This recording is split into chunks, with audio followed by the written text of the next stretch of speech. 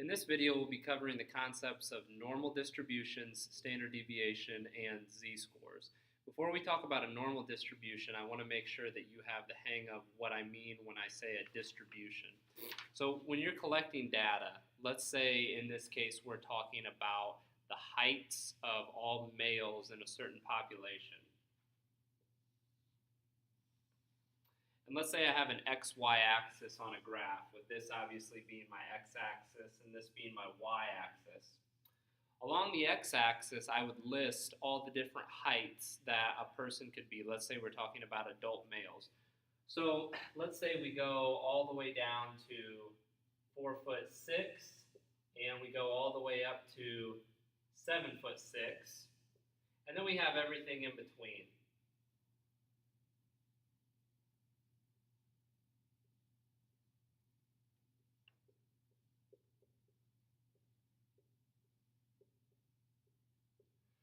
Okay, so I've just marked them off in 6-inch intervals. Then, if we went through the entire population and charted every person in that population, what we would start to develop would be what we call a distribution. So, for example, if we have a 6-foot person, I'm going to denote the pupil by X's. Then we have a person that's maybe a little bit under 6 foot, a little bit over 6 foot. And if we kept continuing with that on and on and on and on, and charting up higher and higher as we list more people, the y-axis is going to list the number of people that are at that specific height. Now, you can imagine that if I were to continue with this process, and if I were to do thousands or millions of x's, this would become a very big chart. So in light of actually putting all that data in, a lot of times we will use a curve. And this would be what's known as a distribution curve. In the case of heights, we would say that we would expect the distribution to be a normal distribution. So what is a normal distribution? A normal distribution is categorized by this bell-shaped curve. One of the nicest properties about a normal distribution is that the mean of the data is the exact center of the bell curve. So in this case, if I were to go to the exact top, or in any case where we have a normal distribution, if I were to go to the exact top of the data, exactly splitting the data in two, wherever that point is, this will be the mean, the mathematical average of my data. Many different types of data are described by a normal distribution, and you can recognize a normal distribution just by looking at the bell shape. Now, what we're more interested in are what are the characteristics of a normal distribution.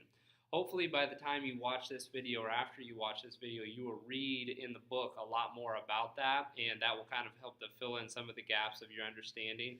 But I want to reproduce for you a chart that's found in the book that relates the concepts of normal distributions and standard deviation. So let me take a second and do that.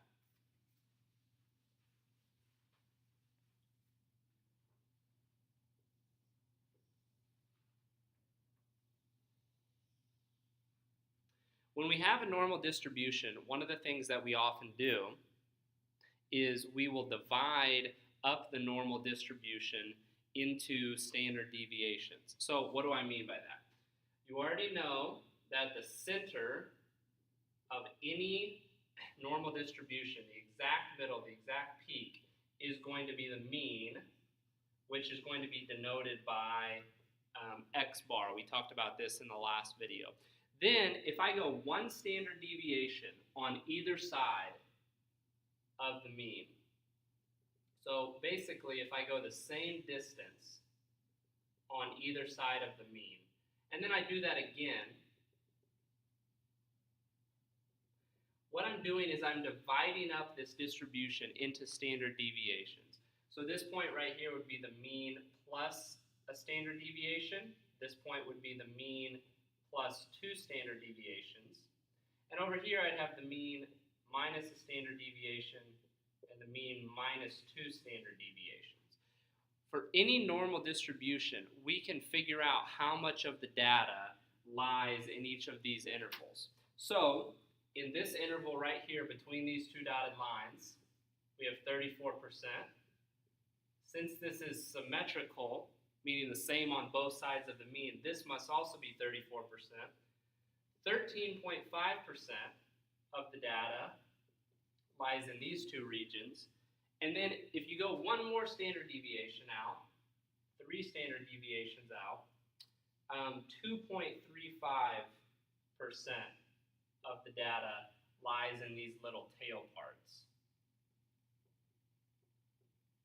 So there are a couple different statements we can make from this. One, you may see it said in the book that 68% of all data is 1 standard deviation from the mean. And I really should say 1 standard deviation or less away from the mean. So meaning that it lies somewhere in this interval. If you extend it out to 2 standard deviations from the mean, then you would get to add in these percentages to your total amount that lives in that interval. So how could we use this to work a couple of problems? I'm going to do that in a second, but before I do that, I want to say one more thing about the shapes of normal distributions.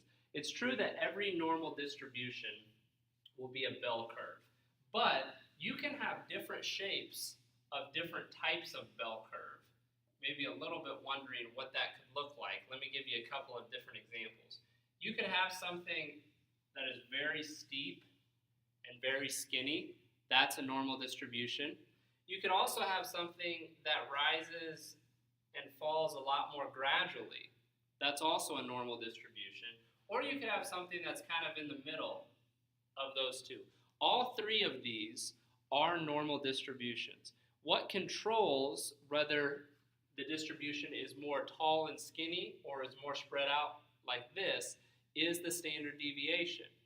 Remember that standard deviation measures how spread out is the data from the mean. So if the standard deviation, I'll abbreviate SD, is small, then that means the data is clustered together close to the mean. That would produce a shape that would look more like this. If the standard deviation is larger than that, much larger than that, in such as something like this, then the data is much more spread out around the mean. So the size of the standard deviation, whether it's large or small, controls how spread out, how narrow the top of the curve is, the distribution curve, or how flat it is. Okay, so you need to keep that in mind. Now, probably still a little bit hazy on the topic and wondering how is this going to work into problems. What I want to do is do a couple example problems that come right from the book. So you can pause the presentation at this point and look at those, and then you can also go back and reread them, rewatch the explanation, and go back and forth between those. So let's take a look at a couple example problems from the book. The first one that I am going to do is from